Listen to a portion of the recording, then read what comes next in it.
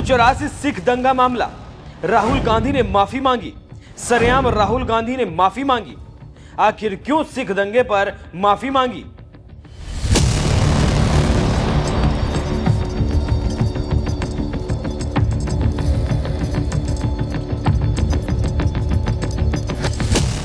दिल्ली में प्रधानमंत्री आवास एक सफदरगंज पर इंदिरा गांधी की हत्या हुई थी, जिसके बाद देश में दंगा भड़क उठा और उसके बाद सिखों का नरसंहार हुआ और इसका दंश आज भी रह रहकर उठ खड़ा होता है। इसको लेकर कांग्रेस माफी मांग चुकी है, लेकिन गांधी परिवार से सिख दंगे को लेकर आज भी सवाल पूछे जाते हैं। ये वैसे ही है जैसे नरेंद्र मोदी से बिना गुजरात दंगे के इंटरव्यू पूरा नहीं हो सकता।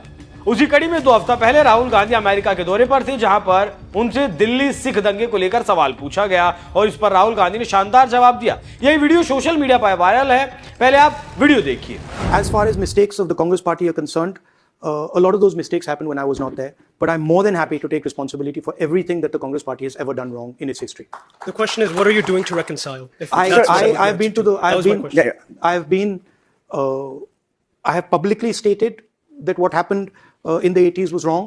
I have been to the Golden Temple multiple times. I have an extremely good relationship with the Sikh community in India and a loving relationship with them. As far as mistakes of the Congress party are concerned, a lot of those mistakes happened when I was not there, but I'm more than happy to take responsibility for everything that the Congress party has ever done wrong in its history.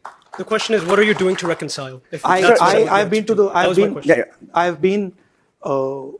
I have publicly stated that what happened in the 80s was wrong. I have been to the Golden Temple multiple times. I have an extremely good relationship with the Sikh community in India and a loving relationship with them. तो आपने सुन लिया कि क्या कह रहे हैं राहुल गांधी। चूंकि राहुल गांधी ने अंग्रेजी में बोला है, हम यहां पर आपको हिंदी में बताते हैं।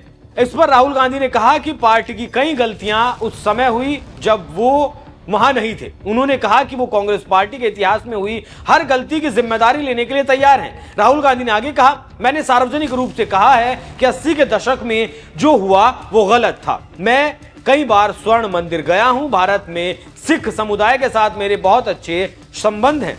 बात दरअसल ये थी कि राहुल गांधी से एक सिख लड़के ने पूछा कि आपने कहा कि राजनीति निडर होनी चाहिए, डरने की कोई बात नहीं होनी चाहिए, लेकिन हम सिर्फ कड़ा पहनना नहीं चाहते, हम सिर्फ पगड़ी बांधना नहीं चाहते, हमें अभिव्यक्ति की स्वतंत्रता चाहिए, जिसकी कांग्रेस पार्टी के शासन में अनुमति नहीं थी। जो आप समझ सकते हैं कि कैसे राहुल गांधी ने अपना उस सिख लड़के को जवाब दिया।